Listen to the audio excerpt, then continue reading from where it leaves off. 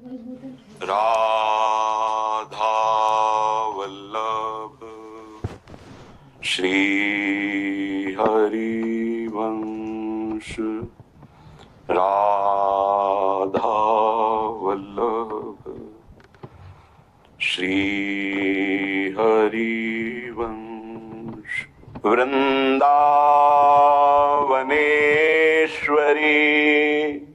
तवैव पदारविन्दम् प्रेमामृतैकमकरन्द रसौघपूर्णम् हृद्यर्पितं मधुपतेः स्मरतापमुग्रम् निर्वापयत् परमो शीतलमाश्रयामि। परम शीतलमाश्रयामि। कस्तूरी कोमर्दन अंग में किए मुरली धरे पीतांबर ओढ़े कहती राधे हाँ ही श्याम। श्याम रंग की कस्तूरी का पूरे शरीर पर सखियों से लेप करवाया और पीत वर्ण का अनंत बिजलियों की जैसी कांति पीतांबर धारण किया। और श्यामा जो कहती हैं देखो सखी मैं श्याम हूं। बड़ा सुंदर रूप जब लाडली जो लाल रूप धारण करते हैं और लालजू जब लाडली रूप धारण करते हैं। कोटिन काम गुलाम भय जब ये युगल सरकार जब परस्पर वेश बदलते हैं तो करोड़ों काम मूर्छित हो जाते हैं। ऐसा सौंदर्य रूप शोभा प्रकाशित होती है। श्री स्वामी हरिदास जी महाराज श्री ललिता सखी जी के अवतार हैं। वो प्रत्यक्ष लीला से देख रहे हैं। जैसे हम प्रकृति को देखते हैं ऐसे ही वो बिहारी बिहारिन की लीला को देख रहे हैं। कस्तूरी को मर्दन अंग में किए मुरली धरे पीतांबर ओढ़े कहती राधे हो ही श्याम। इधर बिहारी जो किशोर कुमकुम को श्रृंगार किए। घुंघराली अलकावली को बेणी का रूप दिया गया। बीच से मांग भरी। ये प्रेमी रसिकों के नेत्रों को महासुख प्रदान करने वाली जुगल जोड़ी है। किशोर कुमकुम को श्रृंगार किए। सारी चूरी खूबी नेत्रों के सुख प्रदान करने वाले ऐसे कुंडल जो प्यारी जो धारण करती हैं से बिहारी जो धारण किए। प्यारी जो के श्रीअंग का जो शोभा कांति है वो पीतारुणत छवि पीत और अरुणिमा लिए हुई अद्भुत गौरवर्ण।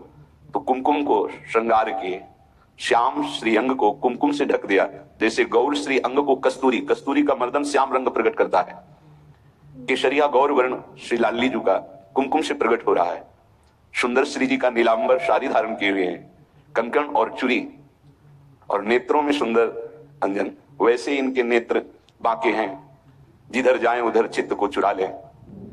बरछी सी लगती है प्रेमी जनों के हृदय में इनके नेत्रों की कोर श्री लाल महाराज के। जब अवतार लीला में दर्शकों ने देखा बोले देखो रे देखो ये नंद का छोरा बरछी मारे जाता है। क्या बरछी? बोले तिरछी चितवन। बरछी सी तिरछी चितवन की पैनी छुरी चलाता है। इनकी बंक चितवन में बड़े बड़े योगींद्र मुनिंद्र के हृदय घायल हो गए। और फिर जब ये किशोरी रूप धारण करते हैं फिर क्या होगा? अरविंदाक्ष उनमें अंजन नीलांबर का घूंघट सुंदर मांग भरी हुई प्यारी जो के खूबी नामक जो करण श्रृंगार उनको धारण किए हुए बहुत सुंदर कंकन और चूड़ियां नेत्रों में अंजन दिए हुए। अब लाडली जो लाल बने हैं। लालजू का जो लाडली रूप है कर कमल पकड़ा। लाडली जो लाल रूप से है। और कहा बाह कहिले चले चलिए जो कुंज में चितै मुख हसे मानो ए श्याम। श्री हरिदास के स्वामी श्यामा कुंज बिहारी छाती सो छराती लगाए गौर श्याम।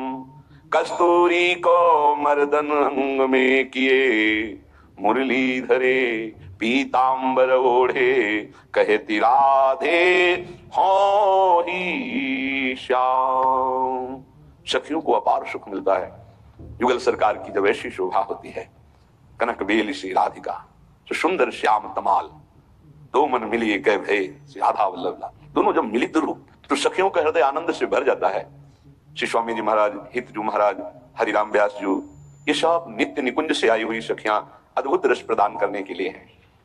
वृंदावन की रज का सेवन और रसिकों का संग, ये दो बात यदि जीवन में है तो परम पद प्रियाजू की प्राप्ति, संसार से मुक्त होना ये स्वाभाविक हो जाएगा। तो आप कहेंगे कि नाम जप की बात नहीं की। यदि रज शरीर में है और रसिकों का संग है तो नाम ही नहीं रूप प्रकाशित हो जाएगा। बहुत सामर्थ्यशाली ये दो बात है। प्रियालाल के प्रेम में डूबे हुए रसिकों का संग और वृंदावन की रज शरीर में लगी रही, ये रहस्य है। जल्दी ये कोई स्वीकार नहीं कर पाता। नहीं, हजारों बार प्रार्थना की, कितने साधक कितनी साध्वी अपने शरीर में रज का सेवन करते हैं। अगर करते हैं तो धन्य हो जाएंगे, देख लेना। नहीं करते तो करने लगे।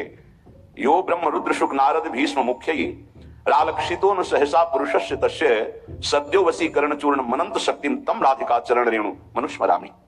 ब्रह्म रुद्र शुक नारद भीष्म आदि जो मुख्य मुख्य महापुरुष हैं, ये जिन परम पुरुष श्री लालजू महाराज को, श्री कृष्णचंद्र जी को सहसा अपने ध्यान में नहीं ला सकते, उन परम पुरुष को वशीभूत करने की वशीकरण चूर्ण शक्ति श्री वृंदावन की रजरानी है।